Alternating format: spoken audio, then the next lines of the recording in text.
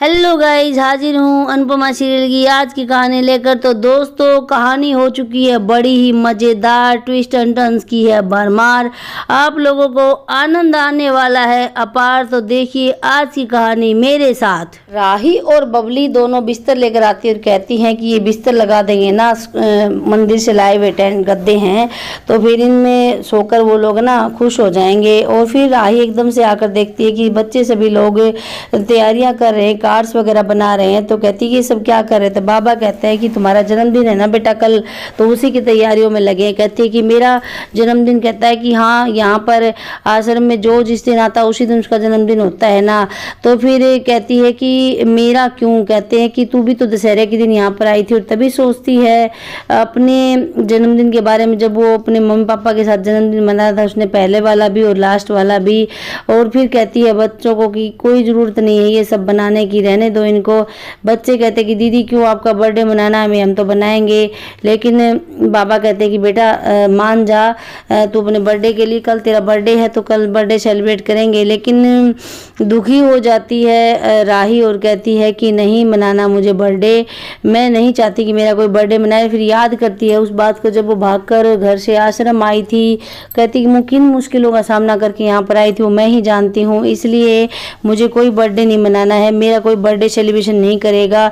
मैं आप लोगों को 4 साल से ये बात कहती आई हूँ कि आप लोग मेरा बर्थडे सेलिब्रेशन नहीं करेंगे, लेकिन आप लोग हो कि मानते ही नहीं हो। इसलिए मैं फिर से कह रही हूँ कि कोई मेरा बर्थडे नहीं मनाएगा। और रोकर दुखी होकर वहाँ से चली जाती है। कौन सा दर्द छुपाए घूमती है मेरी बच्ची अपने दिल में। बबली कहती है कि हाँ, ये बात बात पर दुखी हो जाती है, पता नहीं कौन सा दर्द है इसके अंदर। ये बात दिखाया जाता है कि अनुपमा बस में होती है और अंश अनुपमा के कंधे पर सिर रखकर सोने लगता है। तो अनुपमा उसका जो है गर्दन ठीक करती है और तभी अनुपमा को पीछे से आद्या की आवाज़ सुनाई देती है। जी हाँ दोस्तों, और आद्या कहती है कि सबकी केयर करती हैं आप, लेकिन कभी मेरी ही केयर नहीं की, कभी मुझे ही प्यार नहीं किया, सबको प्यार करती हैं। तो फिर अनुपमा कहती है कि नहीं बेटा ऐसा नहीं है, तू ऐसा क्यों सोचती है। कहती है कि मम्मी मैं सोचती क्या, गलत सोचती हूँ। अरे आपने क्या किया मेरे साथ, आपने आद्या फूई की बात मानी और आद्या फूई की बात मानकर आपने पुलिस बुला ली। तो कहती कि नहीं बेटा, पुलिस मैंने नहीं बुलाई थी, पुलिस उन लोगों ने बुलाई थी, बेटा तू समझने की कोशिश कर। कहती क्या समझूं मम्मी, पुलिस आपने ही बुलाई थी और आपने पुलिस बुलाकर ये कहा कि मैं खुद अपनी बेटी को पुलिस के हवाले कर दूंगी। कहती कि नहीं बेटा, वो सिचुएशन ही ऐसी थी वो बात कहने की, लेकिन मैं तुमसे बहुत प्यार करती हूँ, मैंने पुलिस नहीं बुलाई थी। और बाद में तो तेरा जुर्म जो वो भी नहीं हुआ था साबित, परी ने तेरे लिए गवाही दे दी थी। तो कहती है कि मम्मी लेकिन आपने मेरे साथ क्या किया। चलो परी ने मेरे लिए गवाही दे दी, लेकिन आपने मेरे साथ क्या किया। अरे आप तो मुझे खुद पुलिस में ले जाने वाली थी। अरे आप तो डोली फूई की बातों में आ गई, डोली फूई ने आपको जो कहा वही आपने पट्टी पढ़ ली। कहती नहीं बेटा, डोली फूई की बातों में नहीं आई, मैं डोली की बातों में आज भी नहीं आई, उस दिन भी नहीं आई। कहती कि नहीं मम्मी मैं नहीं आऊँगी। कहती कि आ जाना बेटा, मान जाना मेरी बात, मैं तुझसे बहुत प्यार करती हूँ। बाद में तो मैंने पुलिस की हेल्प ली थी बेटा तुझे ढूंढने में, क्योंकि मैं अकेले तुझे ढूंढ नहीं पा रही थी। कहती कि नहीं मम्मी आप ना प्यार के लायक ही नहीं हो, मैं आपसे नफरत करती हूँ। कहती कि नहीं बेटा मान जाना, मुझसे नफरत मत कर, मैं तिल तिल कर मर रही हूँ, मैं तेरे बिना कैसे जी रही हूँ मुझे ही पता है। कहती कि मम्मी जी तो रही हो ना, आपने ढूंढने की कोशिश की ना, मुझे पॉप्स ने ढूंढने की कोशिश की। अरे तब आप मुझे छोड़ कर गई थी, कम से कम तब मेरे साथ पॉप्स तो थे, और अब तो मेरे साथ पॉप्स भी नहीं है, उन्होंने मुझे ढूंढने की कोशिश की। तो अनुपमा इस बात पर तो कुछ नहीं कहती है, क्योंकि अनुज कब सीरियल में एंट्री लेगा इसका कोई पता नहीं है। और फिर कहती है कि बेटा मैंने तुझे बहुत ढूंढा, उसी दिन से ढूंढ ही रही हूँ बेटा, आज भी तुझे ढूंढ ही रही हूँ, बेटा आ जाना प्लीज। कहती कि नहीं मम्मी मैं नहीं आऊँगी, आप गंदी हो, आप सिर्फ अपने अपनों को प्यार करोगी, आप केवल सास की हो, आप हमारी कभी नहीं, ना मेरी हुई ना पोप्स की हुई, आपने हमेशा हमें इग्नोर किया है। कहती नहीं बेटा ऐसा नहीं है, तू अपने दिमाग में क्या पाले बैठी है। कहती मैं कुछ नहीं पाले बैठी, मुझे सब सच्चाई दिखती है आपकी, आपने क्या क्या किया है मेरे साथ। कहती मैंने कुछ नहीं किया बेटा, मान जा बेटा प्लीज़, क्योंकि मेरा कोई रोल नहीं था इसमें, मैं तो पुलिस को बुलाना भी नहीं चाहती थी। और बाद में मैंने पुलिस को सिर्फ कहा था कि मेरी बेटी को मुझे ढूंढ के ला दीजिए, मैं नहीं ढूंढ पा रही। और फिर डर जाती है आद्या बुरी तरह से, रोने लग जाती है अनुपमा बुरी तरह से। और आद्या कहती है कि मैं कितना डरी हुई थी, कितना मैंने स्ट्रगल किया है, कैसे मैं घर से आई हूँ, मेरा ही मन जानता है। मम्मी कहती कि बेटा सब कुछ मैं तेरी शिकायत सुनूंगी, प्लीज़ घर आ जा, प्लीज़ मान जा मेरी बात।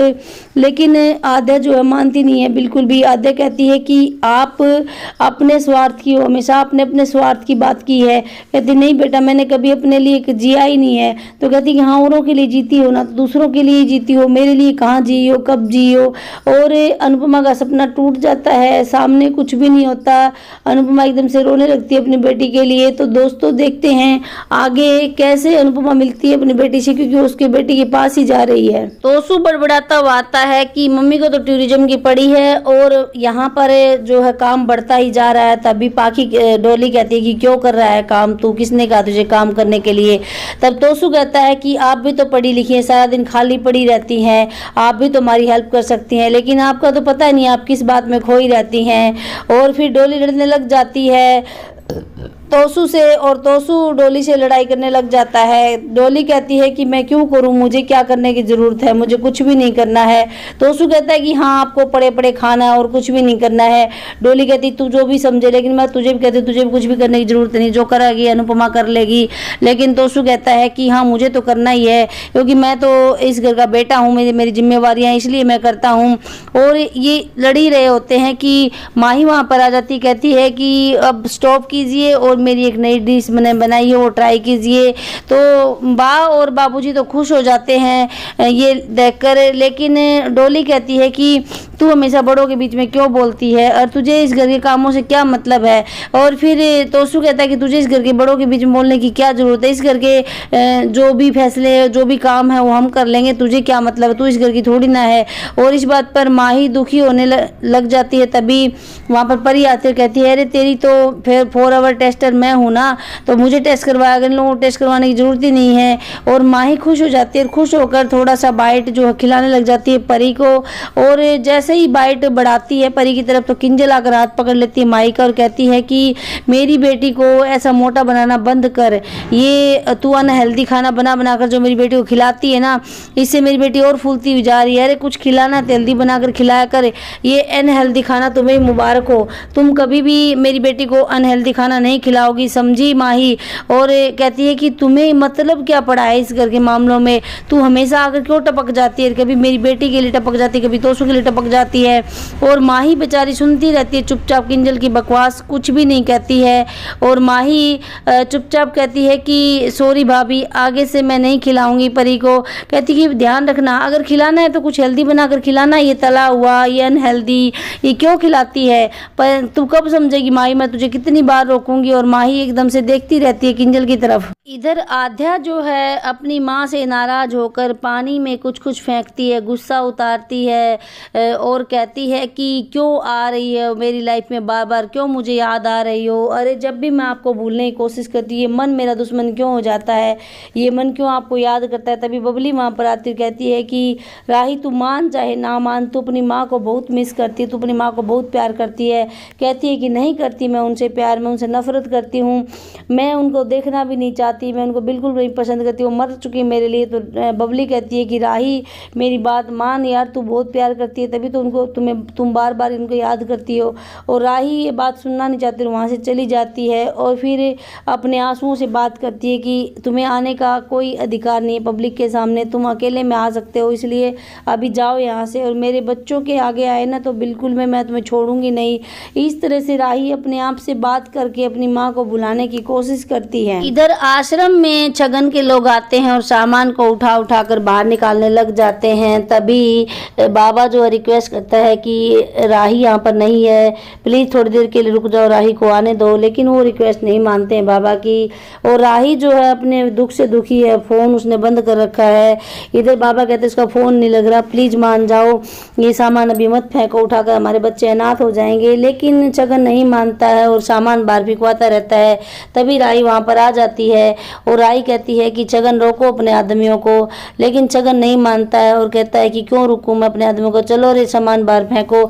लेकिन राही जो है वो डंडा उठा लेती है और कहती है कि तुम रोकोगे अपने आदमियों को, कैसे नहीं रोकोगे। छगन कहता है कि कितने साल हो गए तुम्हें रहते हुए यहाँ पर, तुम लोगों ने मुझे 1 रुपया भी नहीं दिया। अरे तुम लोगों ने ये पैसे के बदले ये ज़मीन मेरे गिरवी रखी थी ना, तो तुम लोगों को पैसे देने चाहिए थे। राही कहती है कि मैं कुछ कर दूंगी, नहीं तो इन आदमियों को रोक दो। कहता है कि अब तो मैं बिल्कुल भी नहीं रोकूंगा और कहता है कि तू ना एक काम क्यों नहीं करती, इन बच्चों को भीख पर क्यों नहीं लगा देती, बहुत सारा पैसा कमा कर लाएंगे। और इस बात से राही को ना गुस्सा आ जाता है और राही जो है वो डंडा मार देती है छगन को, और छगन को डंडा मारते ही छगन जो है एग्रेसिव हो जाता है। जी हाँ दोस्तों, राही एकदम से गुस्सा होती है तो मार देती है छगन को। छगन कहता है कि अब इन बच्चों को उठाकर बाहर फेंकेंगे, अब बारी इन बच्चों की, अब तक तो मैं सामान को उठाकर बाहर फेंक रहा था, अब इन बच्चों को बाहर फेंकूंगा, तू देख मैं क्या करता हूँ। राही कहती है कि तू बच्चों को हाथ लगाकर दिखा, और फिर छगन कहता है कि उठाओ रे बच्चों को, फेंको बाहर, मैं भी देखता हूँ ये कैसे रोक लेती है, इसके गुस्से को और इसकी ताकत को मैं देखता हूँ ये कैसे मुझे रोकती है। और इधर बबली जो है बच्चों को बचाने में लग जाती है और राही भी बच्चों के पास आ जाती है, कहती है कि मैं मेरे बच्चों को कुछ भी नहीं होने दूंगी।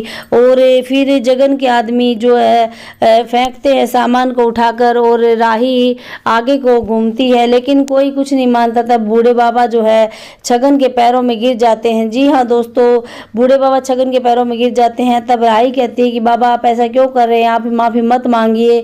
लेकिन बाबा कहते हैं कि बेटा तू थोड़ी देर के लिए चुप हो जा, मैं देखता हूँ। और बाबा भीख मांगते हैं, कहते हैं कि छगन थोड़ी सी मोहलत दे दीजिए हमें, हम सारा पैसा आपका चुका देंगे।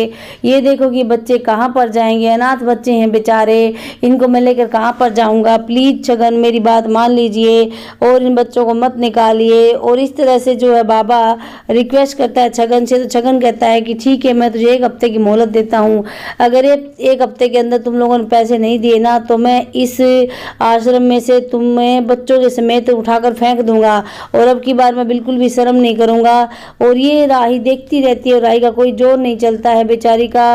और बबली भी देखती है, रोती है बेचारी बच्चों के लिए, कहती है अब क्या करेंगे, हम कहाँ जाएंगे। बाबा जो है रिक्वेस्ट करते हैं, ठीक है हम मान गए आपकी बात, हम आपके पैसे चुका देंगे। और राही बाबा को उठाने की कोशिश करती है, बाबा बेचारे ज़मीन में गिर जाते हैं रिक्वेस्ट करने के लिए। और छगन कहता है कि तुम लोगों ने पैसे लिए थे ये जगह गिरवी रखकर, और वो पैसे तुम लोग सारे खा गए, 4 साल हो गए तुम लोग यही कहते हो कि हम देंगे और तुम कहीं से नहीं दे पाओगे क्योंकि तुम्हें तुम्हारा पेट नहीं भरता तुम लोगों से, तो तुम हम मेरे पैसे कैसे दे पाओगे। इस तरह से बेचारी आध्या जो या राही जो है सोचती रहती है कि मैं क्या करूँ, और बाबा जो है रोते रहते हैं। तो दोस्तों यहाँ पर दिखाया गया है कि आध्या एक काइंड हार्टेड कैरेक्टर बन चुकी है। इधर अनु बस से उतरती है क्योंकि बस में 10 मिनट का ब्रेक होता है, और अंश कहता है कि मैं चाय लेकर आता हूँ अनुमा आपके लिए, कहती है ठीक है। और तभी फ़ोन आता है तोसू का, और तोसू कहता है कि मम्मी हमें ना बहुत बड़ा ऑर्डर मिला है, और इतना बड़ा ऑर्डर है कि आज तक इतना बड़ा ऑर्डर नहीं मिला था, और वो मेरी कोशिश से मिला है। तो अनुपमा कहती है तो बहुत अच्छी बात है ना, जैसे ही मैंने द्वारका की भूमि पर पैर रखा और हमें इतना बड़ा ऑर्डर मिल गया। तब तोसू कहता है कि मम्मी ये ऑर्डर हमें ऐसे ही नहीं मिला, मेरी मेहनत से मिला है, और आपका ये टूरिज्म है ना सब कुछ खत्म करके छोड़ेगा। तो कहती है टूरिज्म नहीं है, ये टूरिज्म और भक्ति में ना फ़र्क होता है, और मैं यहाँ पर भक्ति करने आई हूँ। तब कहता है कि मम्मी आप क्या करने गई हो मुझे नहीं पता, लेकिन पैसा तो चाहिए ना, और मैं यहाँ पर अकेले कैसे संभालूंगा, आप तो वहाँ जाकर बैठ गई हैं। तो फिर कहती तुम अकेले कहाँ हो, मैं हूँ ना। कहती कि आप कैसे हो, कहते कि मैं वीडियो कॉल पर हूँ ना, मैं वीडियो कॉल पर बात करूँगी, और हमारी टीम है ना बहुत ही मजबूत है, टीम हमारी सारा काम कर दी। कहती केवल 8 दिन में ऑर्डर पूरा करना है। कहता है कि सब कुछ हो जाएगा। हाँ मम्मी पैसे चाहिए, पैसों के लिए मुझे सब कुछ करना पड़ेगा। और कहता है कि आप अपना है ना आराम करती रहो, ऐसे करती रहो, आप कुछ मत करना। अनुपमा कहती है कि मैं कुछ क्यों नहीं करूँगी, मैं बात करूँगी उनसे, और फ़ोन काट देता है और कहती है कि पैसा तो चाहिए। पैसा तो अपने लिए भी चाहिए और अपनों के लिए भी चाहिए। इधर आश्रम में आध्या गुल्लक तोड़ती है और गुल्लक के पैसे काउंट करने लग जाती है। तब एक लड़की आती है और कहती है कि दीदी ये 10 रुपये मुझे कंजिका में मिले थे। और फिर 10 रुपये देखती है तो आध्या की आंखों में पानी आ जाता है। और फिर एक छोटा बच्चा और आता है, कहता है कि दीदी ये पैसे मुझे मंदिर में मिले थे, तो मंदिर के 5 रुपये और कंजिका के 10 रुपये। और फिर कहते हैं कि दीदी इतने से हो जाएगा ना। तो फिर पीछे से बाबा कहते हैं कि नहीं बेटा, इतने से कुछ भी नहीं होने वाला है, इतने से तो हमें खाना ही नसीब होने वाला मुश्किल है। और तभी आध्या जाती है भगवान के पास और कहती है कि तू तो सब बातों को जानता है, तू तो निराला है, अरे तू ही तो सबका रखवाला है और तू ही ऐसे करेगा तो कैसे काम चलेगा, तू ही नहीं सुनता हमारी।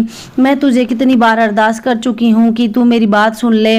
मेरा काम है मेहनत करना, मेरा काम है काम करना और तेरा काम है उसका फल देना, तो तू मुझे उसका फल कब देगा भगवान जी। अरे मैं तेरे आगे माथा रगड़ रगड़ कर मैं परेशान हो चुकी हूँ और अब देख लेना तेरी मेरी लड़ाई भी हो जाएगी। अगर तूने मुझे मेरी बात नहीं सुनी ना तो तेरी मेरी लड़ाई भी हो जाएगी। तू ऐसा कुछ चमत्कार करना कि हमारी लाइफ में बाहर आ जाए, ये बच्चे बेघर होने से बच जाए। अरे तुझे शर्म नहीं आती है, अनाथ बच्चे बेघर होने वाले हैं। और बाबा भी प्रे करते हैं कान्हा जी से, कहते हैं कि कान्हा जी सुन लेना राही की बात। और राही कहती है कि तू नंदलाल है, तू गोपाल है, तू ही इन बाल गोपाल की रक्षा नहीं करेगा, तू ही इन बाल गोपाल का ध्यान नहीं रखेगा तो कौन रखेगा। अरे तू तो जगत का रखवाला, तुझे तो सब कुछ पता है कि क्या अच्छा है क्या बुरा है। ये बच्चे कहाँ भटकेंगे, अनाथ बच्चे बेचारे बिना माँ बाप की औलाद कहाँ भटकेंगे, तू क्यों नहीं सुनता। और इधर अंश कहता है कि अनुमा मैं फ़ोन कर देता हूँ आश्रम में कि हम पहुँच गए हैं। और फिर कहती है कि सुन ले कान्हा जी प्लीज़ कर दे कोई चमत्कार। और तभी फ़ोन की बेल बजती है और सभी एकदम से चौंक जाते हैं। बाबा फ़ोन उठाते हैं तो उधर से अंश कहता है कि जी हम पहुंच चुके हैं, आपके आश्रम में हमें रुकना है, तो आप किसी को भेजने के लिए बोल रहे थे। और बाबा कहता है कि हाँ जी मैं भेजता हूँ किसी को, आप वहीं रुकिए, आप बिल्कुल वहीं खड़े हो जाइए, बस से उतर कर मैं भेजता हूँ। और बाबा फ़ोन रखता है और कहता है राही तू ये काम छोड़ बेटा और तू जा उनको लेकर आ। तो कहती है कि बाबा फिर ये काम कौन करेगा। कहता है कि ये काम तो हम कर लेंगे, तू टेंशन मत ले, इस काम की हम बहुत ही अच्छे से सजा कर रखेंगे जब तक वो लोग आते हैं तब तक, और तू बेटा फटाफट जा और उनको लेकर आ। राही कहती है कि हाँ उम्मीद की किरण कोई नज़र तो आई है बाबा, देखते हैं अगर वो लोग कुछ पैसे डोनेट भी कर देंगे तो हमारा काम बन जाएगा। अनु और अंश पहुंच चुके हैं द्वारिका और उतर चुके हैं बस स्टैंड पर। और अंश कहता है कि अनुमा वो आए नहीं हमें लेने के लिए, तो कहती है कि आ जाएंगे सब रख बकुड़ा। तो कहता है कि मैं फिर ना पानी लेकर आता हूँ। कहती है ले जा पैसे ले जा और तू पानी ले आ। और इधर दिखाया जाता है कि आध्या जो है जाने वाली होती है अनु और अंश को लेने के लिए, लेकिन उसकी टक्कर हो जाती है प्रेम से और प्रेम का फ़ोन जो है पानी में गिर जाता है उसकी टक्कर से। तो भी कहता है कि मेरा फ़ोन निकाल कर दो। कहती है कि तुम यहाँ पर कैसे। कहता है कि तुम बार बार क्यों आ जाते हो मुझे डिस्टर्ब करने के लिए। कहती है कि तुम आते हो बार बार मेरे बीच के रास्ते में। कहता है कि तुम देखकर नहीं चल रही थी इसलिए मेरा फ़ोन पानी में गिरा। कहती है कि मैं तो देखकर ही चल रही थी, तुम देखकर वीडियो नहीं बना रहे थे। और फिर कहती है कि एक काम करो मोर पंख चढ़ा दो कान्हा जी के, तुम्हारा फ़ोन न तैरता हुआ डुबकी लगाता वहाँ पर आ जाएगा। और भी कहता है कि बकवास करने की ज़्यादा ज़रूरत नहीं, मेरा फ़ोन पानी में उतरो, मेरा फ़ोन निकाल कर दो। कहती है कि तुम खुद उतर जाओ और अपना निकाल लो। कहती है आध्या को। और भी कहती है कि तुम्हारी हिम्मत कैसी हुई मेरा हाथ पकड़ने की। कहता है कि अच्छी तरह से पकड़ा, बता क्या करेगी। और फिर कहती है कि हाँ छुड़ा लूँगी, लेकिन आध्या हाथ नहीं छुड़ा पाती है और वो जोर ज़बरदस्ती करने की कोशिश करती है लेकिन प्रेम से अपना हाथ नहीं छुड़ा पाती है। तो कहती है कि मुझे छोड़ दो नहीं तो मैं शोर मचा दूंगी। और प्रेम कहता है कि तू कैसे शोर मचाएगी, मैं देखता हूँ, मेरा फ़ोन निकाल कर दे फिर मैं तुझे छोड़ूंगा। कहती कि नहीं निकाल कर दूंगी, तुम क्या कर लोगे। दोनों की लड़ाई होने लग जाती है, दोनों झगड़ा करते हैं लेकिन आध्या फ़ोन निकालने की राजी नहीं। तभी वो उधर देखता है कि पुलिस आ रही होती है और कहता है कि इंस्पेक्टर साहब। और आध्या ये देखते ही कि पुलिस है और आध्या ये देखते ही पानी में कूद जाती है, अपना थैला भी नहीं ध्यान करती है कि कहाँ है। और पानी में से उसका प्रेम का फ़ोन ढूंढने लग जाती है। तो प्रेम पीछे मुड़कर देखता है कि इसे क्या हुआ है पुलिस का नाम लेते ही, और पानी में से फ़ोन निकालती है प्रेम का। और प्रेम अचानक से देख रहा होता है आध्या को और फ़ोन निकाल कर कहती है प्रेम को कि ये लो तुम्हारा फ़ोन। और फिर प्रेम से रिक्वेस्ट करती है कि कभी भी ना पुलिस को मत बुलाना, मैं तुम्हें हाथ जोड़कर रिक्वेस्ट करती हूँ, और वहाँ से चली जाती है। प्रेम कहता है कि अरे रुको, मैंने तो मजाक किया था, लेकिन आध्या वहाँ से चली जाती है और बड़बड़ाती है कि ये भी ना हमेशा बीच में आ जाता है। और अब अपना फ़ोन देखती कहती मैं भी बुद्धू की बुद्धू हूँ, अपना थैला ली पानी में कूद गई और फ़ोन मेरा गीला हो गया, और कहती कि मैं कैसे फ़ोन करूँगी उस लेडी को, ये सोचती हुई जा रही होती है। अनु अंश से कहती है कि जा पानी लेने जा रहा है तो पैसे तो ले जा बकुड़ा, और अंश पैसे लेकर वहां से चला जाता है और अनुपमा के हाथ में उसका पर्स होता है। इधर आध्या जो है ढूंढ रही होती है उस लेडी और उस लड़के को, और कहती है कि यार मैं कैसे ढूंढूं, मेरे पास तो मेरे फ़ोन में पानी भर गया, तो मेरे पास तो उनका नंबर भी नहीं है, मैं कैसे कॉल लगाऊं उनको। और इधर अनुपमा जो है ढूंढ रही होती है कि कोई आया है क्या उसको लेने के लिए। तभी अनुपमा को झांकी दिखाई देती कान्हा जी की। जी हाँ दोस्तों, दोनों माँ बेटी कान्हा जी की झांकी के इर्द गिर्द घूमती हैं। अनुपमा उनको ढूंढती घूमती है और वो अनुपमा को ढूंढती घूमती है और इर्द गिर्द घूमती हैं, और ना ही एक दूसरे को देख पाती हैं, ना ही एक दूसरे से मिल पाती हैं। और अनुपमा को एहसास तो होता है कि यहाँ कोई ना कोई है, कुछ ना कुछ बात तो है, लेकिन आध्या को कोई एहसास नहीं होता। और आध्या सोचती है कि अब मैं क्या करूँ, मुझे क्या करना चाहिए, कैसे उन लोगों को ढूंढूं। और फिर फ़ोन लगाती है बाबा को आश्रम में, कहती है कि बाबा मेरा फ़ोन ना पानी में गिर गया है, इसलिए मैं पब्लिक बूथ से बोल रही हूँ, उनका मुझे एड्रेस उनका मुझे नाम वगैरह बता दीजिए, मैं उनको ढूंढ लूँगी। अभी मैं उनको कैसे ढूंढूंगी कि उनका फ़ोन नंबर है नहीं मेरे पास, आप फ़ोन नंबर भी दे दीजिए। तभी बाबा कहते हैं कि वो लोग अहमदाबाद से हैं, और इतना सुनते ही आध्या कहती है कि अहमदाबाद वाले लोगों के साथ मेरा कोई रिश्ता नहीं है, मैं उन्हें नहीं लेकर आऊँगी, मैं आ रही हूँ। बाबा कहते हैं कि सब बेटा ऐसा मत कर, सुन तो बेटा सुन तो, लेकिन कहती है कि नहीं बाबा मुझे कुछ नहीं सुनना और मैं आ रही हूँ, फ़ोन रखती हूँ। और ये कहकर आध्या जो है फ़ोन रख देती है और सोचती है कि मैं उन लोगों को क्यों ढूंढूं, क्योंकि अहमदाबाद के किसी भी व्यक्ति से मेरा कोई कनेक्शन नहीं है। और बाबा हेलो हेलो करते रह जाते हैं, लेकिन आध्या फ़ोन काट देती है और फिर आध्या जाने लगती है वहाँ से। तो एकदम से अनुपमा का पर्स अनुपमा के हाथ में होता है और चोर जो है पर्स छीन कर चला जाता है। जी हाँ दोस्तों, क्योंकि अनुपमा अपने आप को आईने में निहार रही होती है और चोर पर्स छीन ले जाता है। तभी आध्या को पीछे से अनुपमा की आवाज़ सुनाई देती है कि चोर मेरा पर्स ले गया चोर। और आध्या भागती है, अनुपमा को टक्कर लगती है आध्या की, लेकिन आध्या कहती है कि इसे तो मैं दौड़ा दौड़ा कर मारूंगी, और आध्या चोर के पीछे चली जाती है। इधर से आ रहा होता है प्रेम और कहता है कि कान्हा जी खुद तो रथ में घूमते थे और हमें यहाँ पर किराए की स्कूटी थमा दी है। अनुपमा भी आध्या के पीछे पीछे जाती है और प्रेम से टकरा जाती है, कहती है कि अरे तुम यहाँ पर, कहते हैं कि आप यहाँ पर। तो कहती है कि तुमने कहा था कि मोर पंख चढ़ाने से सब इच्छाएं पूरी होती, तो मैं भी आ गई। तो कहता है कि क्या हुआ, कहती है कि मेरा पर्स ले गया चोर, उसको पकड़ना जरूरी है। कहते हो कि आप मेरी स्कूटी पर बैठिए, हम जल्दी जल्दी चोर को पकड़ेंगे, बहुत जल्दी पकड़ लेंगे, मैं बहुत तेज स्कूटी चलाता हूँ। और अनुपमा जो है पीछे बैठ जाती है प्रेम के, और प्रेम स्कूटी चलाता है तो अनुपमा कहती है थोड़ा तेज चलाओ ना, कहता है कि और कितना तेज चलाऊं, इतना तेज तो चला रहा हूँ। इधर से आध्या जो चोर के पीछे पड़ी होती कहती गुजराती दिंगली हूँ, तुझे दौड़ा दौड़ा कर मारूंगी। और फिर कहती अब तो यही मुझे दौड़ा रहा है। इधर अंश आता है और कहता है कि अनुमा कहाँ गई अनुमा। अंश इधर उधर अनु को ढूंढता है और फ़ोन लगाता है अनु के पास, लेकिन फ़ोन भी नहीं उठाती अनु। और फिर अनु प्रेम से कहती है कि प्रेम उसमें मेरा पर्स था, मेरा पैसे थे, मेरा फ़ोन था, मेरा सब कुछ था। तो कहता है कि हम ढूंढ लेंगे उसको, जल्दी पकड़ लेंगे। और फिर अनु कहती है थोड़ा तेज़ चलाओ ना, कहता है कि मैं बहुत तेज़ चलाता हूँ, लेकिन यहाँ पर मुझे ना नई नई जगह इसलिए डर लग रहा है। साइकिल वाला भी आगे निकल जाता था। अनु कहती है कि कैसे स्कूटी चलाते हो तुम लोग, कहता है कि मेरा टू व्हीलर ऐसा ही चलता है हमेशा, मुझे डर लगता है टू व्हीलर तेज़ चलाने में। तो अनु कहती है कि उतर, नीचे उतर। कहते क्या हुआ, कहते कि नीचे उतर। और अनुपमा हेलमेट लेती है प्रेम से और खुद स्कूटी चलाने लग जाती है। और प्रेम कहता है कि आप क्या कर रही, इतना तेज़ क्यों चला रही। फिर कहती है कि आप ना दाएं बाएं इधर उधर देखते रहना, क्योंकि चोर कहीं से भी निकल सकता है। और कहता है कि ठीक है। और फिर कहती है कि थोड़ी देर बाद कहती है कि कुछ दिखाई दिया, कहता है कि हाँ मौत दिखाई दी। कहते हैं कि मौत, तो कहते हैं कि इतना तेज़ आप स्कूटी चलाएंगी तो मौत ही दिखाई देगी ना। और उधर से आध्या चोर के पीछे पीछे भागी जा रही होती है और कहती है कि तू मुझे इतना मत दौड़ा, नहीं तो मैं तुझे बहुत पीटूंगी, बहुत मारूंगी। और इधर जो है प्रेम को ले जा रही होती है अनुपमा, और प्रेम कान्हा जी से प्रे कर रहा होता है कि कान्हा जी आज मुझे ज़रूर पक्का मारेंगी, मुझे जान से हाथ धोना पड़ेगा। तो देखते हैं दोस्तों ये प्रेम दोनों के बीच की कड़ी कैसे बनता है। क्या इन दोनों माँ बेटियों को मिला। नेक्स्ट प्रोमो में दिखाया जाता है कि अनुपमा रंगोली बनाती है, रंगोली में अपनी बेटी की फोटो बनाती है जो बहुत ही प्यारी होती है, और अनुपमा रंगोली बनाकर वहां से चली जाती है। और बाय द वे आध्या वहां से गुजरती है तो आध्या उस रंगोली को देख लेती है और आध्या डिस्टर्ब हो जाती है। जाते जाते प्रेम से टकरा जाती है और कहती है कि मैं तुमसे कभी नहीं मिलूंगी। प्रेम कहता है कि अरे कान्हा जी ने मिला तो हम मिलते ही रहेंगे। और इस तरह से प्रेम और आध्या की बातचीत होती है। फिर आध्या देखती है कि घाट पर अनुपमा और अंश दोनों पूजा कर रहे हैं और आध्या अनुपमा को देखते ही भागने लगती है और प्रेम भी साथ होता है अनुपमा के। लेकिन आध्या भागती है डरकर अनुपमा से कि कहीं अनुपमा मुझे देख न ले। अनुपमा को एहसास हो जाता है और अनुपमा चिल्लाती मेरी बेबली, और इधर से आध्या भागती है। तो दोस्तों देखते हैं आने वाले एपिसोड में क्या होता है, अनुपमा अपनी बेटी को मिलती है नहीं मिलती है, और या फिर आध्या अपनी माँ को अपनाती है नहीं अपनाती है, ये तो आने वाले वक्त में ही पता चलेगा। तो दोस्तों डेली की कहानी देखने के लिए बने रहिए चैनल पर, चैनल को सब्सक्राइब कीजिए, वीडियो को लाइक और शेयर कीजिए। स्वस्थ रहिए, मस्त रहिए, मिलते हैं नेक्स्ट एपिसोड में, तब तक के लिए बाय बाय दोस्तों।